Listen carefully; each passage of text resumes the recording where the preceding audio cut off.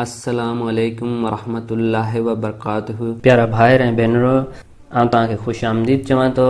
उम्रो ऐं हज कीअं कजे वीडियो लेक्चरनि जे सिलसिले में मुफ़किरीन जे तरफ़ां AM बलोच सां गॾु किस्त नंबर 3 तैयारी। महिरबानी करे हिन चैनल खे सब्सक्राइब करियो ऐं घंटीअ वारे बटन खे दबायो त जीअं हर नई अचण वारी वीडियो जी इतला तव्हां ताईं पहुची सघे।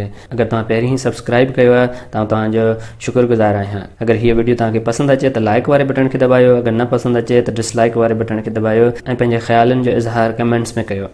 अचो हाणे हलूं था मेन किस्त जे तरफ़। हिन किस्त में पाण तयारीअ जे बारे में ज़िक्र कंदासीं तव्हांजे हज ऐं उम्र जे सफ़र खां पहिरियां।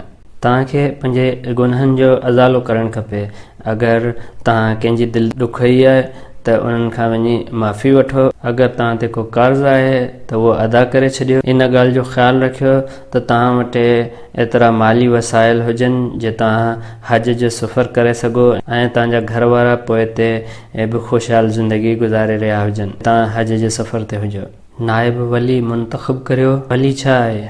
वली मुस्लमाननि में ख़ानदान जे सरबराह खे चइबो आहे। अगरि तव्हां पंहिंजे ख़ानदान जा सरबराह आहियो ऐं तव्हां हज ते या उम्रे ते वञो था त पोइ तव्हां पंहिंजे फैमिली मेंबर्स में कंहिंखे नाइब वली मुंतख़ब करे वञो त जीअं हू तव्हांजे तरफ़ां वली जो किरदारु निभाए सघे। तव्हां हज ऐं उम्रे जे सफ़र ते आहियो।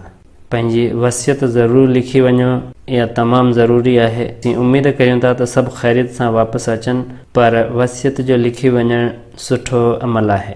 कुझु हज ऐं उम्रे जे बारे में तरबियत हासिलु करियो ऐं उम्रो कीअं अदा कजे, ऐं उम्रे जा कहिड़ा रुकन आहिनि वग़ैरह वग़ैरह। पंहिंजा कागज़ संभाले रखो, तरतीब सां रखो। तव्हांखे ॿाहिरीं मुल्क खां अचो था सऊदी अरब त तव्हां वटि पासपोर्ट हूंदो, टिकट हूंदी, वीज़ा हूंदी, मेडिकल सर्टिफिकेट जी बुकिंग वग़ैरह वग़ैरह।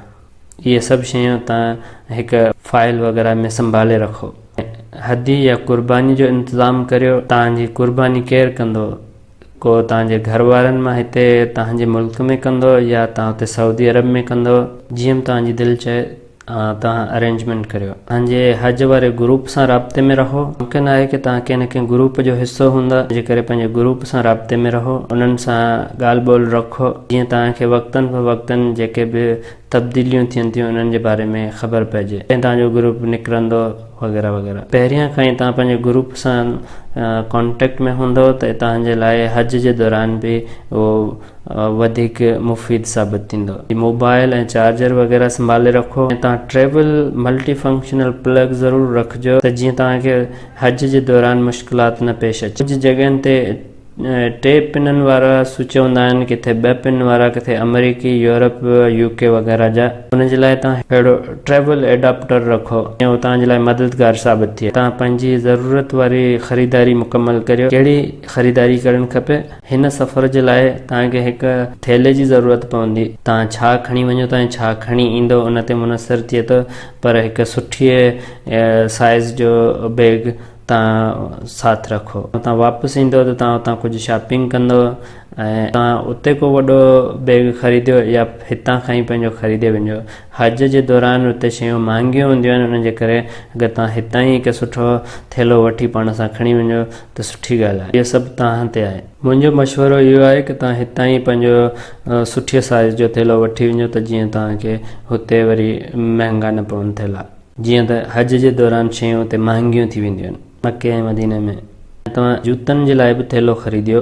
लाइ छो थैलो? लाइ ॾाढो मुश्किल थींदो पंहिंजा जूता संभाले रख जॾहिं तव्हां उमिरो सही या ॿिया अमल करे रहिया आहियो। हिन जे लाइ तव्हां वटि जूतनि जो थैलो बि हुजणु खपे, जीअं तव्हां पंहिंजा जूता बि पाण सां गॾु खणी सघो या तव्हां कंहिं अहिड़ी जॻह ते रखो जिते तव्हां सुञाणी सघो पंहिंजा जूता ऐं थैलो। ईअं थींदो आहे की तव्हां कंहिं हिकु दरवाज़े खां हरम में दाख़िल थींदो ऐं जॾहिं तव्हां ॿाहिरि ईंदो त तव्हांखे शायदि कंहिं 3 दरवाज़े खां जॻह मिले ऐं पोइ तव्हांजे लाइ मुश्किल थी पवंदो की तव्हां किथे जूता छॾे विया हुआ। इन जे करे सूरत हाल खां बचण जे लाइ पंहिंजा जूता पंहिंजे पुठनि ते अहिड़े बैकपैक में खणंदा आहिनि। बैकपैक जूतनि जे लाइ मुनासिबु रहंदो जीअं तव्हां उन्हनि में पंहिंजा जूता खणी सघो। खां पोइ पंहिंजो वॉलेट या बटुअ वारो बैग वठो। जॾहिं तव्हां अहराम ॿधंदव त अहराम में को खीसो न हूंदो ऐं तव्हांजी ज़रूरत जूं शयूं खणणु मुश्किल थी पवंदियूं त तव्हां इहो अहराम जो बेल्ट खीसनि वारो वठो। तव्हां पंहिंजी ज़रूरत जूं शयूं विझी सघो। अहिड़ो थैलो वठो जेको तव्हां पंहिंजे कमर ते ॿधी सघो। पोइ तव्हां पंहिंजा रोज़मर्रा जा कपिड़ा ख़रीदो। अगरि तव्हां वटि पहिरियां ई आहिनि त उहे धोई रखो। नवां ठाराइणा आहिनि त नवां ठाराए वठो। जाइ नमाज़ या मुसल्लो रखो ऐं को अहिड़ो सैंडल ज़रूरु रखो उम्र जे ऐं हज जे अहराम लाइ। त अहराम में तव्हांखे पेर जी मथां वारी हॾी कवर नाहे करणी, तस्वीर में ॾेखारियो वियो आहे। सैंडल तव्हां वठी सघो था ऐं अहराम जे लाइ। तव्हां पंहिंजो अहराम ख़रीदो, छतरी या छतरी ख़रीदियो ऐं अहराम जो बेल्ट बि ख़रीदियो। शयूं आहिनि जेके तव्हांखे ख़रीदारीअ में खपनि तव्हांजी तयारीअ जे लाइ। तव्हांजी ख़रीदारी आहे हज या उम्र जे सफ़र खां पहिरियां जी। उम्मीद थो करियां त इहो तव्हांजे लाइ मददगार साबित थींदो। तव्हांखे इहो वीडियो पसंदि आयो हुजे त लाइक वारे बटन खे दॿायो। अगरि न पसंदि आयो हुजे त डिसलाइक वारे बटन खे दॿायो। पहिरियां ई हिन चैनल खे सब्सक्राइब कयो आहे त तव्हांजो शुक्रगुज़ार आहियां। अगरि न कयो आहे त हाणे ई सब्सक्राइब कयो ऐं घंटीअ वारे बटन खे दॿायो त जीअं हर नई अचण वारी वीडियो जो इतला तव्हां ताईं पहुची सघे। क़िस्त ॾिसो, ख़्यालनि जो इज़हार हेठि कमेंट्स में ज़रूरु करियो। अल्लाह हाफ़िज़।